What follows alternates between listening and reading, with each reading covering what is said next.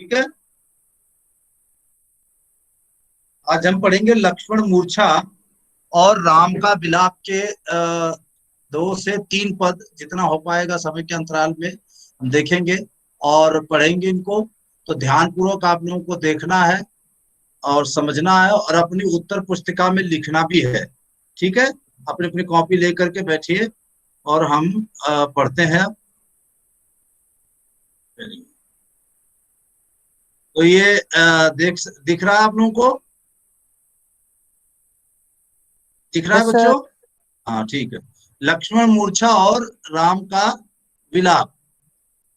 तो ये रामचरितमानस से लिया गया है, जिसके रचयिता हैं तुलसीदास जी, उन्हीं की रचना है।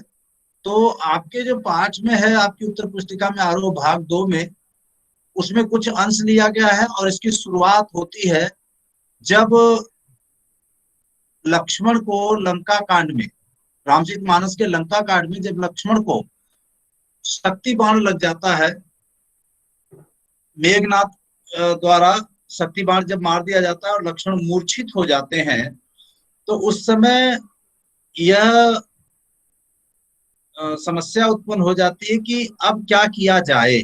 और चारों तरफ राम की जो सेना में हाहाकार मच जाता है, राम भी दुखी हो जाते हैं, पूरी सेना दुखी हो जाती है कि अब इसका क्या उपाय है। तो उसमें से ही एक जामवंत हैं, उन्होंने जो है सजेशन दिया, सलाह दी कि रावण के रावण की लंका में एक वैद्य है, सुसैन वैद्य, अगर उनको लाया जाए तो वो कुछ कर सकते हैं। और यह कार्य जो है सौंपा गया हनुमान जी को कि आप लंका से सुसैन वैद्य को ले आइए। तो हनुमान जी जाते हैं और लंका से सुसैन वैद्य को ले आते हैं। सुसैन वैद्य लक्ष्मण की नाड़ी देखते हैं और कहते हैं कि अगर हिमालय पर्वत पर उगने वाली संजीवनी बूटी सुबह होने से पहले अगर ला दी जाए तो इनको बचाया जा सकता है। यह कार्य फिर से हनुमान जी को सौंपा गया और वो हिमालय पर्वत की तरफ चल दिए संजीवनी बूटी लाने के लिए। जैसा कि आपने आमतौर पर रामायण में या रामलीलाओं में देखा होगा, सुना होगा, समझा होगा। तो वैसे वो चल देते हैं। चलते चलते वो भरत के उस क्षेत्र में पहुंच जाते हैं जहां पर भरत अपने बागीचे में टहल रहे हैं। उन्हें लगता है कि कोई राक्षस है जो हमारे राज्य की तरफ आ रहा है। वो एक तीर निकालते हैं और चला देते हैं। हनुमान जी जमीन पर आ जाते हैं, धरती पर आ जाते हैं।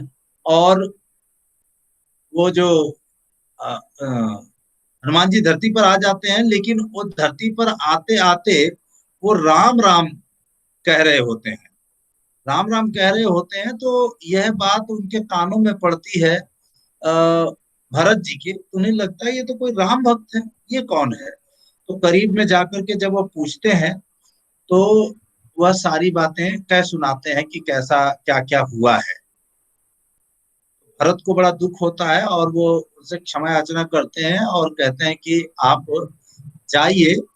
बल्कि जैसा रामचरितमानस में कहा गया कि वो निवेदन करते हैं कि वो एक तीर पर बिठा देंगे और वो जल्दी चले जाएंगे, लेकिन हनुमान कहते हैं कि नहीं, मैं चला जाऊंगा। और वो जाते हैं। और जब वो वहां से जाने लगते हैं तो उनके मन में, यानी हनुमान जी के मन में भरत के प्रति बहुत श्रद्धा है। उनके बाहुबल, उनके वैभव, उनकी विनम्रता, ये सब उनको बहुत अच्छी लगती है। वहीं से शुरुआत होती है जो इस दोहे में कही गई है। तो इस दोहे में कहा गया है, तब प्रताप उर राख प्रभु, जय हो नाथ तुरंत, अस कही आय सुपाई पद, बंद चले हनुमन, भरत बाहुबल शील गुण, प्रभु पद प्रीति अपार, मन महु जात सराहत, पुनि पुनि पवन कुमार। यहाँ देखिए शब्दार्थ भी दिया है, आप इसको देख सकते हैं, अपनी उत्तर पुस्तिका में लिख सकते हैं। तब माने तुम्हारा या आपका, प्रताप यानी यश, उर माने हृदय, राखी मतलब रख कर जय हो जाऊंगा नाथ यानी स्वामी, अस मतलब इस तरह, आयुष आज्ञा लेकर के, पाई पाकर, पद मतलब चरण पैर, बंद यानी वंदना करते हुए, बहु यानी भुजा, सील यानी सदव्यवहार, गुण यानी गुण, प्रीति यानी प्रेम, अपार यानी अधिक, मऊ यानी में भीतर, सराहत यानी बड़ाई करते हुए, पुनि पुनि यानी बार बार, पवन कुमार यानी हनुमान जी। तो ये शब्दार्थ थे। अब इसको ध्यान से आप सुने और समझे भावार्थ क्या कहता है। तब प्रताप उरि राख प्रभु, जय हो नाथ तुरंत, अस कही आय सुपाई पद, बंद चले हनुमंत, भरत बाहुबल शील गुण, प्रभु प्रद प्रीति अपार, मन मोहु जात सराहत, पुनि पुनि पवन कुमार। पवन कुमार हनुमान जी के लिए कहा गया है, जैसा शब्दार्थ में भी है। उनके बहुत सारे नाम हैं, अंजनी पुत्र, पवन कुमार इत्यादि। तो यहाँ कहते हैं कि तब तब तुम्हारा प्रताप यानी आपका यश हृदय में रखते हुए, हे प्रभु, हे नाथ, मैं तुरंत जा रहा हूं। यानी जब उनका संवाद हो जाता है भरत से, तो भरत से वो आज्ञा लेते हैं और चलने लगते हैं। अस कह आयस उपाय बद, इस प्रकार कह कह के आयस यानी आज्ञा लेकर के और उनके पैरों की वंदना करते हुए हनुमान जी चल दिए। भरत बाहुबल शील गुण, भरत के अंदर कितनी ताकत है, उनकी भुजाओं में उनके बाहुबल कितना है उनका, जैसा कि वो मन में सोच रहे हैं, अपने मन में सोच रहे हैं। भरत बाहुबल शील गुण, प्रभु पद प्रीति अपार, प्रभु पद यानी राम के चरणों में, यानी राम के प्रति जो भरत के मन में प्रीति है, अपार है, उस बात का जिक्र करते हुए, अपने मन ही मन वो सोचते हुए, बड़ाई करते हुए, पुनि पुनि पवन कुमार, बार बार हनुमान जी उनकी बड़ाई करते हैं, मन ही मन सोचते हैं और वो चल देते हैं। इस प्रकार से हनुमान जी वहां से आगे बढ़ जाते हैं। तो आगे देखिए क्या है। अब यहाँ चौपाई छंद है। ये पहला जो था ये दोहा छंद था, जिसके प्रथम और तृतीय चरण में 13-13 मात्राएं होती हैं, द्वितीय और चतुर्थ चरण में 11-11 मात्राएं होती हैं। तो आशा आपको समझ में आ गया होगा कि तब प्रताप उर्राक प्रभु, जय हो नाथ तुरंत, वो उनके प्रताप को, उनके यश को अपने हृदय में रखते हुए कहते हैं, प्रभु अब मैं तुरंत जा रहा हूं, और उनके शील गुण की, उनकी भुजाओं की ताकत की, और प्रभु राम के प्रति उनके मन में जो प्रेम है, जो लगाव है, उसकी सराहना मन ही मन बार बार करते हनुमान जी, और चल देते हैं संजीवनी बूटी लाने के लिए। अगला पद है, ध्यान से सुनिए और समझिए। अब जब हनुमान जी चले जाते हैं, तो यहाँ की जो स्थिति है उसका वर्णन करते हुए कवि कहता है कि यहाँ अर्थात लंका के पास जहां पर उनकी राम की सेना रुकी हुई है, वहां क्या स्थिति है।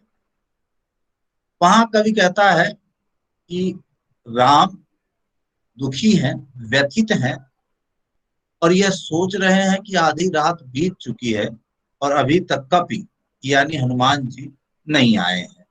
वो इस सोच में पड़े हुए हैं। तो देखिए वो क्या है, ये वहां राम लक्ष्मण ही निहारी, निहारना यानी देखना, वहां यानी वहां, बोले बचन मनुज अनुसारी, बोले बचन मनुज अनुसारी। मैं आपको बता दूं कि भोजपुरी, अवधी, ब्रज, पंजाबी इत्यादि में व का ब हो जाता है, और क्षत्रिय वाले क्ष का छाता वाला छ हो जाता है। इस तरीके से बहुत सारे शब्दों का बदलाव होता है, जैसा कि आप यहाँ पर और भी देख सकते हैं। आयसु यानी आज्ञा को आयसु यहाँ पर कहा गया है। तो ऐसे अस माने इस प्रकार, इस तरह, ऐसा। तो यहाँ भी आप देखिए कि यह अवधी भाषा में लिखी गई रचना है। तो वहां राम लक्ष्मण ही निहारी, बोले बचन मनुज अनुसारी, वहां राम लक्ष्मण को निहारते हुए, वहां पर राम लक्ष्मण को निहारते हुए, क्योंकि लक्ष्मण मूर्छित पड़े हैं धरती पर, जमीन पर, तो उनको देखते हुए वहां राम लक्ष्मण ही निहारी, बोले बचन मनुज अनुसारी। जैसा कि ये कहा कहा जाता है कि वो विष्णु के अवतार थे, भगवान के अवतार थे, तो जाहिर सी बात उनको सब पता होना चाहिए। लेकिन क्योंकि उन्होंने मनुष्य का जन्म लिया है, इसलिए वो मनुष्य के तरह ही व्यवहार करते हैं।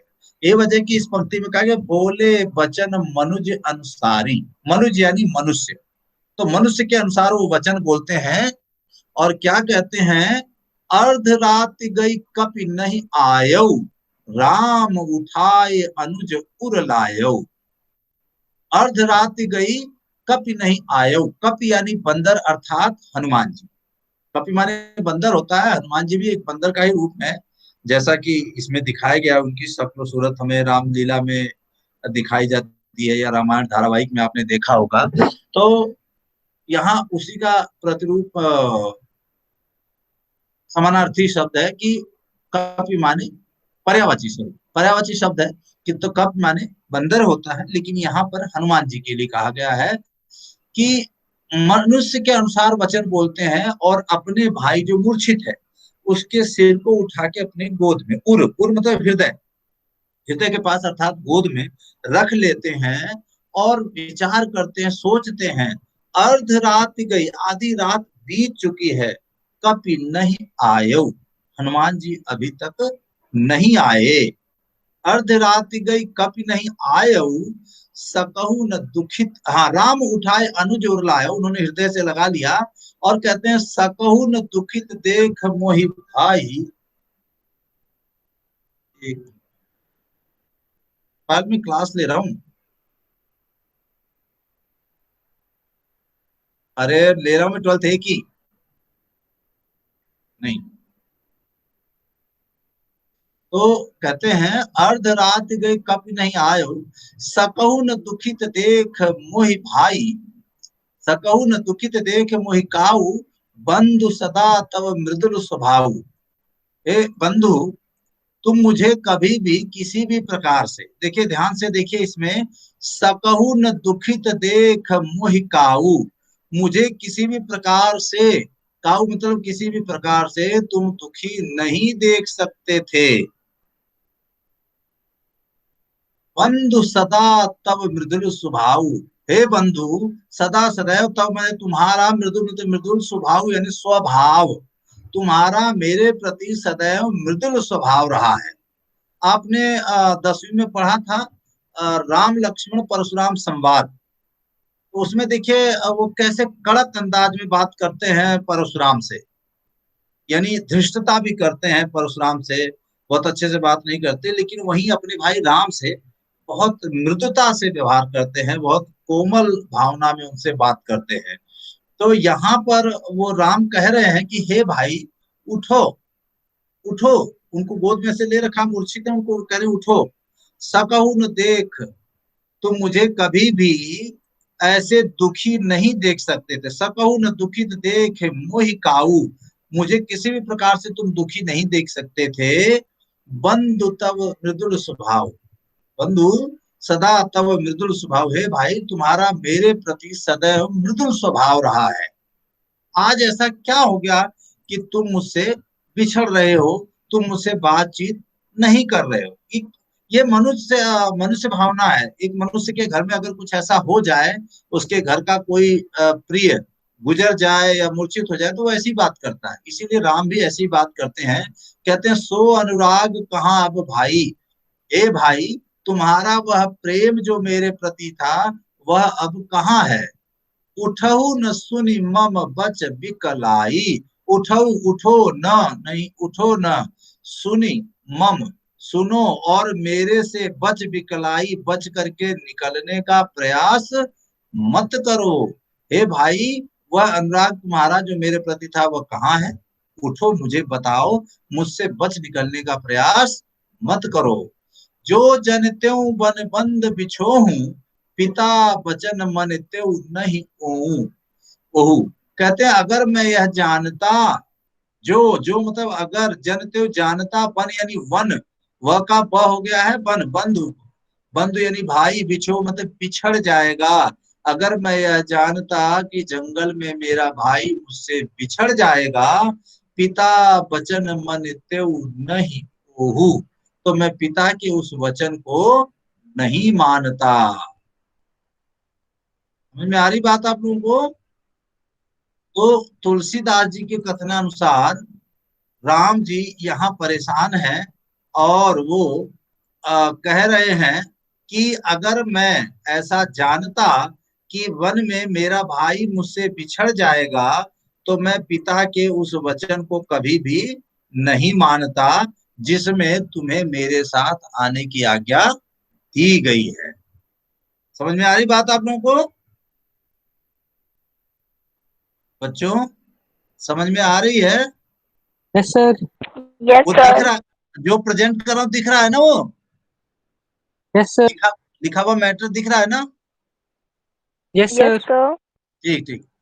तो वहां राम, यहाँ तो हनुमान जी चल देते हैं भरत से बात करके, और वहां राम की जो स्थिति है वो लक्ष्मण को देखते हुए मनुष्य के अनुसार वचन बोलते हैं, कहते हैं कि आधी रात बीत चुकी है, अभी तक हनुमान जी नहीं आए।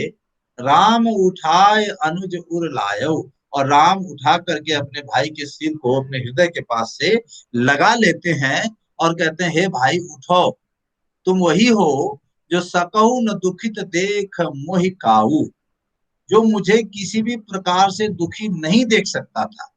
तो आज क्या हो गया है? तुम क्यों नहीं बात कर रहे मुझसे? बंधु सदा तब मृदुल स्वभाव, हे भाई तुम्हारा मेरे प्रति सदैव मृदुल स्वभाव रहा है, तुम क्यों नहीं उठते? सो अनुराग कहाँ अब भाई, उठो न सुनि मम बच बिकलाई। हे भाई तुम्हारा वह जो प्रेम मेरे प्रति था वह कहाँ गया? उठो और मुझसे बच करके निकलने की कोशिश मत करो। ज्यो जनते बन बंद बिछोहू, अगर मैं यह जानता कि जंगल में आकर के मेरा भाई मुझसे बिछड़ जाएगा तो मैं पिता वचन मनते नहीं होहू, तो मैं पिता के उस वचन को कभी न मानता जिसमें तुम्हें मेरे साथ आने की आज्ञा दी गई। समझ में आ गया दोनों पद? Yes sir. ठीक, चलिए आगे चलते हैं और अगले पद की तरफ, फिर हम प्रश्नोत्तर करेंगे। देखिए यहाँ पर तीसरा पद है, यह भी चौपाई है।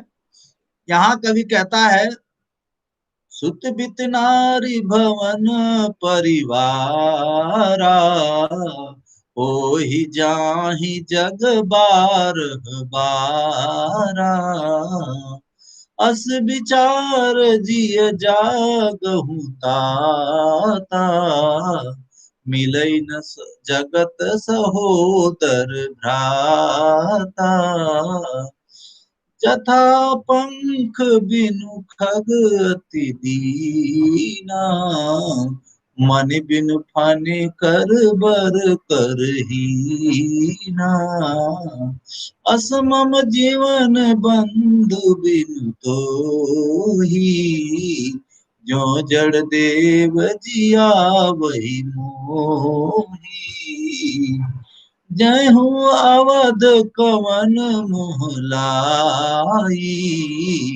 नारी है तू प्रिय भाई गवाई, बरु अपजस सहत्यऊ जग माही, नार विशेष नारिहान विशेष क्षति नाही।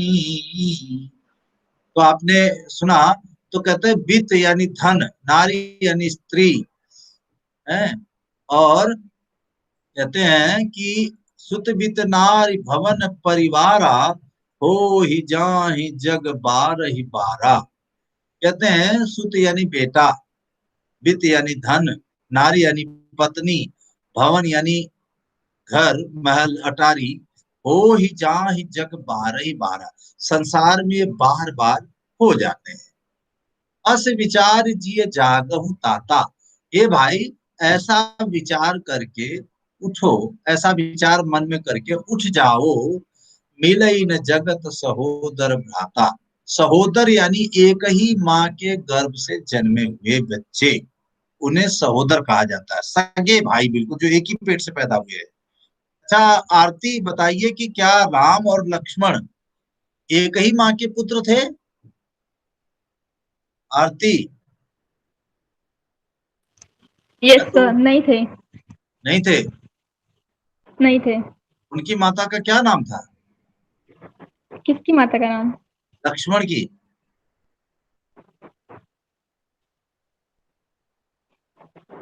नहीं पता? सर सुमित्रा था ना?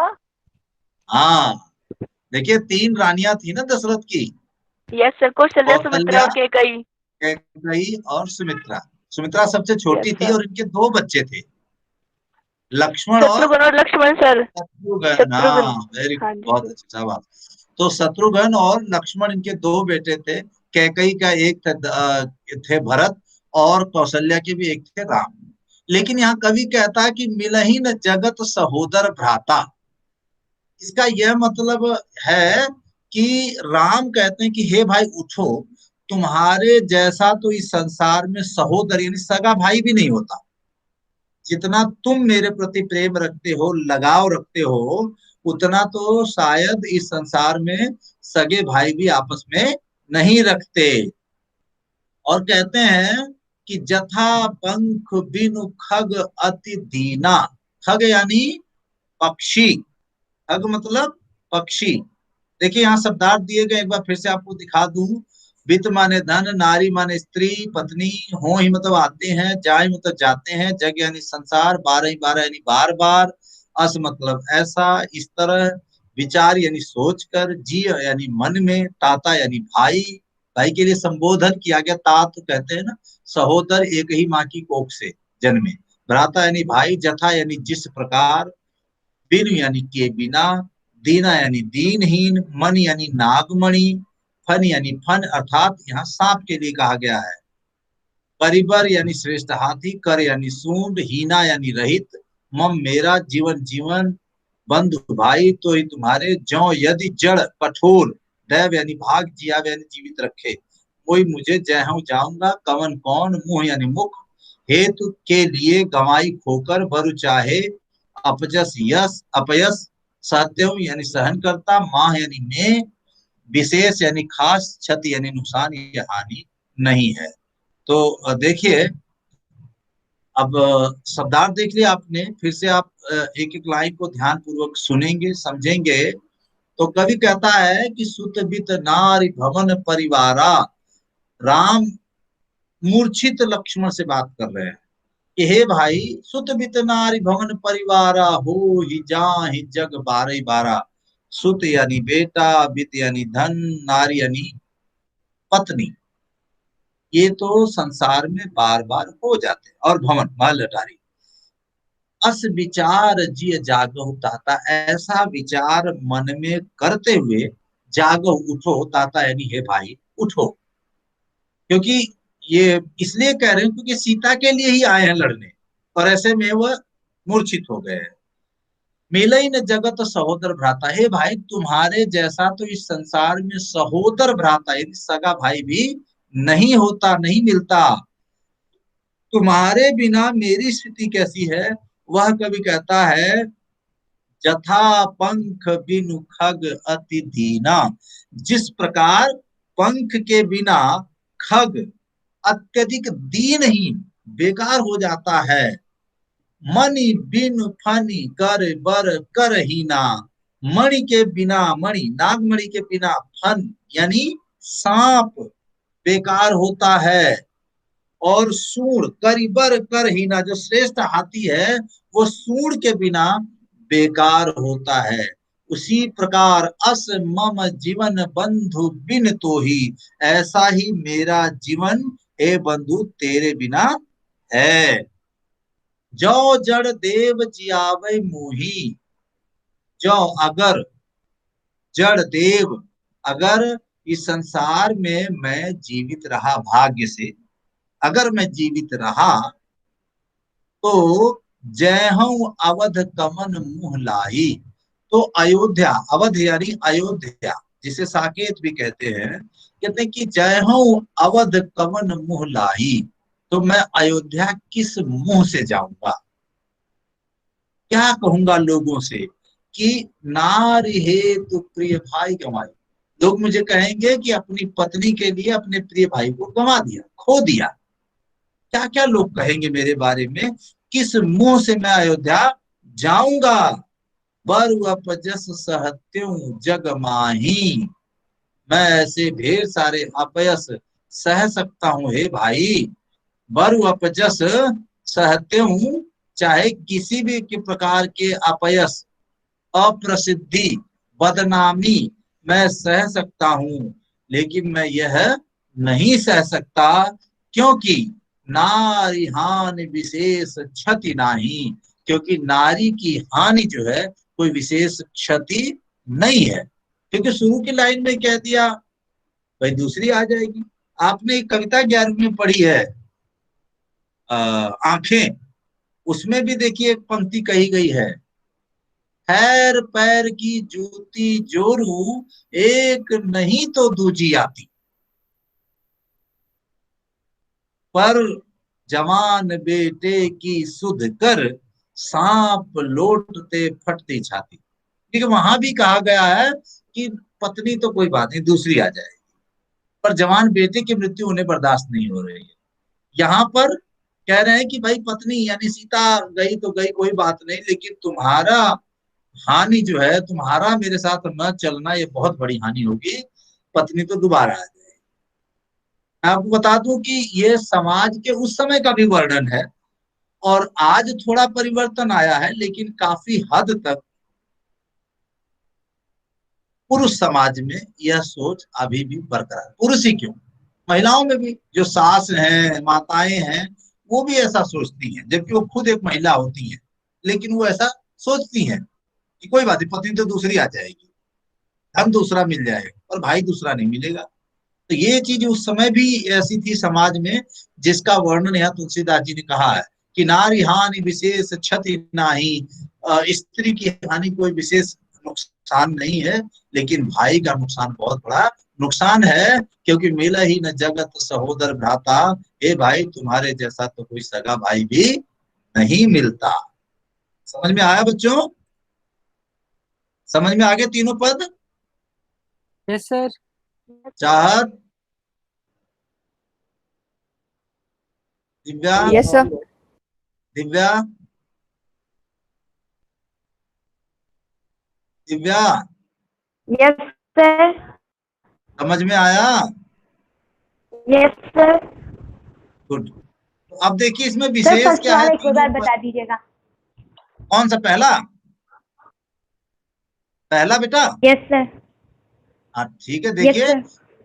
देखिए दोहा है, वो नीचे के दोनों चौपाई हैं। पहला दोहा है, और दूसरा और तीसरा पद ये चौपाई है, जिसके हर चरण में 16-16 मात्राएं होती हैं। जबकि दोहे में ये जो आपको दिख रहा है ये दोहा है, और इसके प्रथम प्रथम यानी देखिए, तब प्रताप उर राख प्रभु, यहाँ तक 13 मात्राएं हैं, और जय हूं नाथ तुरंत 11 मात्राएं। फिर तृतीय चरण है असिकहि आयस पाई पद, यहाँ भी 13 मात्राएं, और बंद चले हनुमंत, यहाँ 11 मात्राएं। ठीक है, तो इसे दोहा कहते हैं। तो ध्यान से सुनो फिर से आप सभी। तब प्रताप उर राख प्रभु, जाय हो नाथ तुरंत। जब भरत जी से वो बातचीत हो जाती, वार्तालाप हो जाता है, तो कहते कि हे प्रभु, आपका यश और आपके हृदय, आपका यश अपने हृदय में रखते हुए, हे नाथ मैं अब तुरंत चलूंगा। अस कह आयस पाय पद, ऐसा कह करके, आज्ञा ले करके, वंदना करते हुए हनुमान जी चल दिए।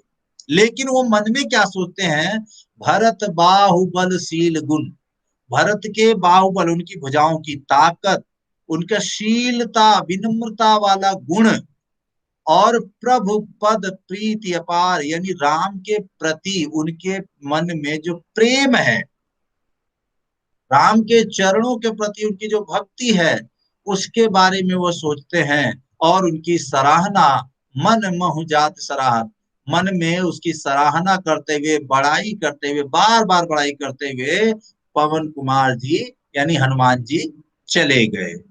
समझ में आया दिव्या? Yes sir. समझ में आ गया? हाँ सर। चलिए अब देखिए इन तीनों ही पदों में विशेषता क्या रही है, उसके बारे में हम बात करते हैं।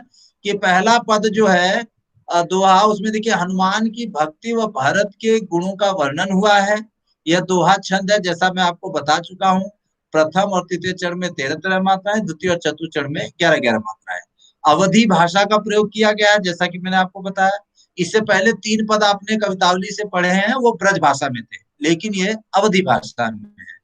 मन महु पुनि पुनि पवन कुमार, पाई पद में अनुप्रास तथा पुनि पुनि में पुनरुक्ति प्रकाश अलंकार है। इसी तरह दूसरे पद में देखिए, राम का मानवीय रूप, क्योंकि वो बोले बचन मनुज अनुसारी, तो राम का मानवीय रूप, ये उनके विलाप का मार्मिक वर्णन है। दृश्य बिंब है, मैंने आपको बताया पहले भी दूसरी कविताओं में, पतंग इत्यादि कविताओं में, कि हमारे स्पर्श बिंब, दृश्य बिंब, श्रव्य बिंब, गतिशील बिंब, ये बिंब होते हैं। दृश्य बिंब जिसमें हम चित्र को या दृश्य को देख रहे हैं, तो उसे दृश्य बिंब कहते हैं।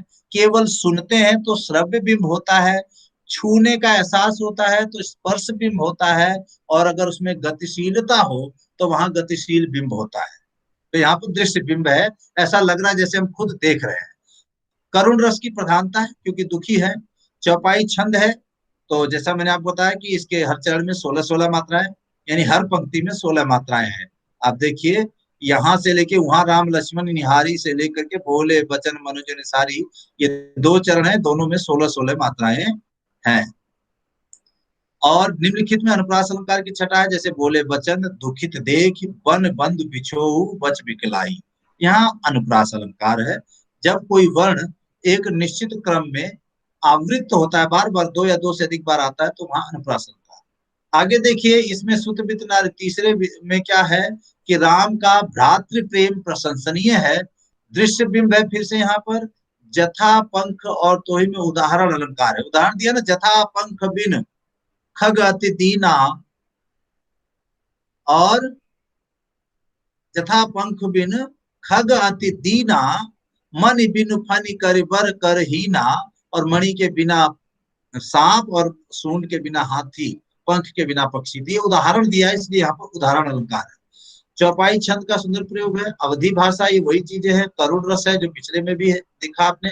अब अनुप्रास अलंकार कि जग जाहि जग 12 बंधु बिन करबर कर, इसमें अनुप्रास अलंकार की छटा है।